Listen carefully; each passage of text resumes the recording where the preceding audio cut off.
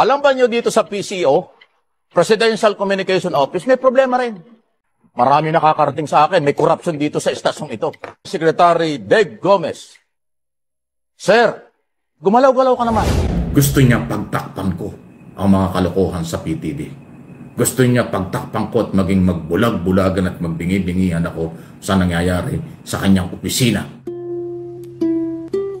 Ito, huwag na tayong lalayo. Ganun ho talaga kasi ako makarating. Alam ba nyo dito sa PCO, Presidential Communication Office, may problema rin. Kung hindi ko nilalahat, dito lang sa Channel 4 may problema rito. Walang development dito kasi para dito nagpapalit ng damit kasi mga manager dito. Every 3 months, every 4 months nagpapalit ng manager. Kaya walang nagagawa, walang development. Pero may pondo, may budget. Nasaan ang budget? Tumigil kayo ha. Marami nakakarating sa akin, may corruption dito sa estasyong ito. Papangalanan ko kayo pag nalaman ko yan. Wala akong pakialam sa inyo. Kaya good morning, Secretary Dave Gomez. Sir, gumalaw-galaw ka naman. Puntahan mo ang mga opisinang nasa ilalim ng PCO. Meron din corruption yan. Ang magagalit, guilty. At magalit kayo, mag-guilty kayo, wala akong pakialam sa inyo. Sobra na eh. Saan ka naman nakakita ng... Naku, sandali. Gusto niyo bukahin ko na? Gusto niyo isa-isahin ko ng problema rito? Easy. Ay, nako. Saan ka nakakita ng building mura sa pinakamataas hanggang sa ground floor may tulo? May tulo. Bakit natulo? Di may palpak. Maintenance. Dito, ang mga kwarto, walang aircon. Ano yun? Office of the President? Pinagmamalaki nating Office of the President? Ay, may budget po yan. Taon-taon may budget. Kaya ngayon, may budget po, Secretary Gomez. Sir, tumaharap ka sa pagdinig ng Senado at Kongreso tungkol sa ating budget. Ilaban mo naman ito. Linisin mo ito. Papalit-palit tayo rito ng manager. Hindi ko alam kung anong ginagawa nila. Diba? Sa totoo lang, ha? Every 3 months nagpapalit ng manager dito. Magagaling yung mga napili, pero nagsisimula pa lang silibak na. Ano magagawa? Naglagay ka rito ng manager na pangmatagalan, na re-reforma ng problema sa PCO at Office of the President, lalo na sa PTV. Kahit dyan sa Radyo ng Bayan, Radyo Pilipinas, akala nyo, marami rin problema dyan. Sa PIA, Philippine News Agency, lahat ng communication ng PCO, may problema, sir. Ayusin nyo.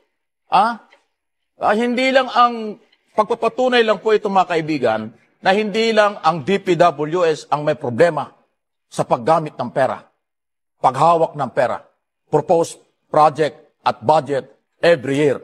Maraming ahensya ng gobyerno ang may ganyang problema. Iisa-isahin ko yan pag dumating ang araw. Inuna ko lang, baka sabihin niya ng mga nakikinig, Mike, binabanatan mo kami, pero yung opisina mo, hindi mo nasisilip. Ayan, inuna ko. May problema kami rito.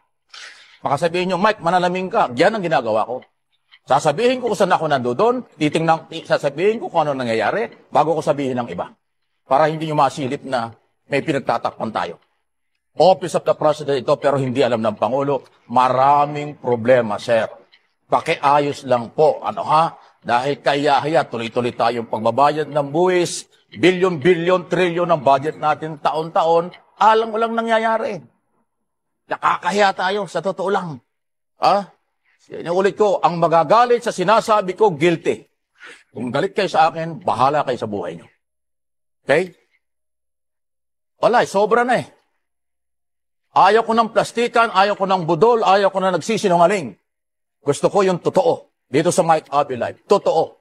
Pag tama, tama. Pag mali, mali. Merong korupsyong nangyayari kahit sa opisina ng gobyerno. Kahit dito. Alam nyo, hindi ko alam yan. Ang isang kalukuhan niya rito, tapos na. Kailan ba nag-eleksyon? Nangako sila, nagpapirma ng mga dokumento. May allowance daw mga tao rito. Masasarap ng buhay nung nahalal. Wala pa yung allowance. Nasaan ang pera? Maliwanag kayo. Nasaan ang pera ng mga tao?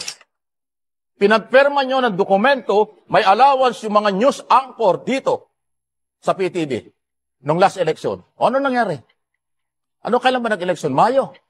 Di ba? June, July, August, September, 4 na buwan. Bariyang pera, hindi pa nyo mailabas. Bakit nangako pa kayo kung hindi nyo kayang ibigay?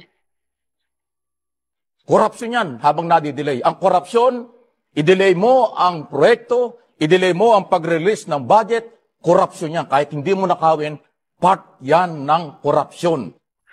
Kasi dinidelay nyo. Bakit? Nasaan ang pera? Pero ito po ang nangyari. Hindi na po ako pinayagan at madalit sabi, umalis na po ako sa PTV4, People's Television, Office of the President, at IBC 13 kasama na ang Radyo Pilipinas under ng Presidential Communication Office. Si PCO Secretary Dave Gomez po ang ayaw na or nagpatigil, ayan ho, ang tamang nagpatigil, ayaw niya sa Mike Abilay. Dalit sabi, yung PCO, Office of the President, na si Acting Secretary Dave Gomez, ang dahilan po kung bakit hindi na ninyo ako mapapanood sa Channel 4. Ayaw niya yung aking pagsasabi ng totoo. Ayaw niya yung aking format kung paano ko ini-expose ang mga problema ng ating bansa. Yan po ang totoo. Okay? Alam po ninyo kung bakit ko sinasabi ito. Kahapon, ito sa aking programa, Mike Abi Live, alas 9 yan hanggang alas 10 araw-araw. 3 taon na. Anniversary po ngayon, 3 years anniversary ngayong araw na ito. Ang Mike Abi Live sa telebisyon. Kahapon po, in-expose ko yung mga katiwalian. Kasi tumusuporta ko kay Pangulong Marcos tulad ng sinabi ko. Si Pangulong Marcos mismo, BBM, in-expose niya ang katiwalian sa gobyerno, especially sa Department of Public Works and Highway, Ghost Project, substandard at mga katiwalian. Anti-corruption si Pangulong Marcos.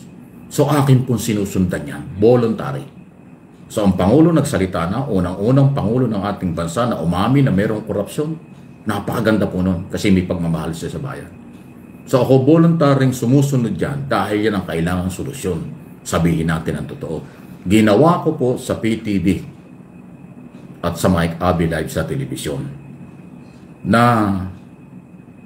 pati sa PCO at Channel 4, PTV4, mayroon ding korupsyon.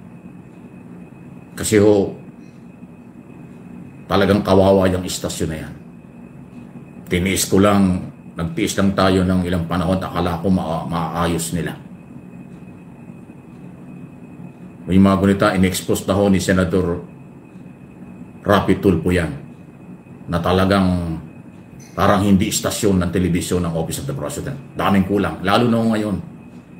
Tumutulo ang mga kisame nila dyan, walang aircon ang mga opisina. Ang studio, dadalawa, yung isa madalas sira pa, isa na lang ang studio. Maraming problema ang mga empleyado dyan.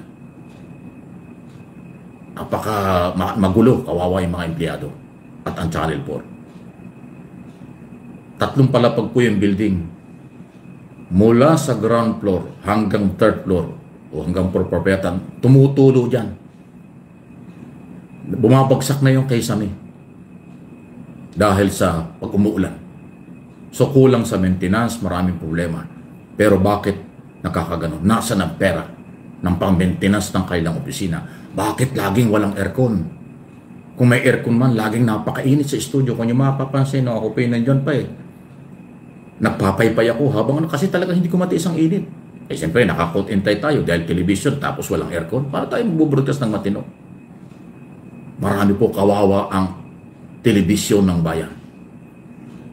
Kawawa ang mamamayang Pilipino. So ako po'y nanindigan na bago natin i-expose ang katiwalian sa ibang opisina, baka sabihan ako na Mike, magsalamin ka. May problema rin sa PCO, may problema rin sa Channel 4. Kaya yun naman ang aking ginawa. Inuuna ko na sabihing may korupsyon, may kapabayaan, may problema sa PCO. Bago ko sana isunod ang iba pang mga opisina na may problema dahil ang gusto ng Pangulo, i-expose yan. Kaya nga siya naglabas ng isumbong mo sa Pangulo. Hindi lang yan flood control program. Lahat ng gusto nating isumbong natin. Ako ang maitutulong ko, sabihin ko sa national television kung ano ang problema ng PCO under Acting Secretary Dave Gomez. Pero ang ginawa po niya, pinatigil yung programa. At hindi po ako nanghihinayang dyan. Sinasabi ko lang po sa inyo ang totoo kung bakit hindi na niyo ako maririnig at makikita sa PTV. Dahil ayaw ko po ng ganon. Gusto nila magsinungaling ako. Gusto nila pagtakpang ko yung nakikita kong tumutulong opisina. Mainit na opisina. Saan ka nakakita ng studio ng Office of the President walang aircon? May aircon minsan, madalas wala. Naku, kung pupunta ko kayo, nakakahiya. Kung pupunta kayo dyan. Tingnan niyo yung mga kisame dyan. Nakangiti, nakabuka, basang-basa. At ang mga upuan dyan, mga bihir. Naku, mapapailing ka. Parang hindi istasyon ng Office of the President. So yun ho yung purpose.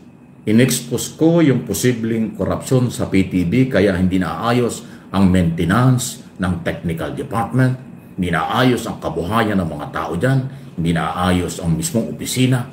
Bakit walang aircon, napakarami ho ng problema niyan. Media po yan eh. Di ba? Dapat ang media ay maging halimbawa ng magandang opisina dahil Office of the President. Magandang istasyon dahil nagsasabi ng totoo.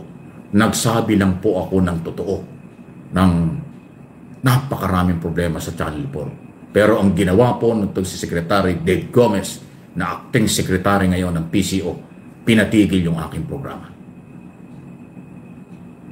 Yan po ang totoo. Pero ako hindi po ako nanghihinayang. Kasi may prinsipyo ako. Nasabi ko na ho yung problema nila. So, kaya nila ako pinatitigil, gusto nila akong sakalin. Gusto nila akong pagbawalan.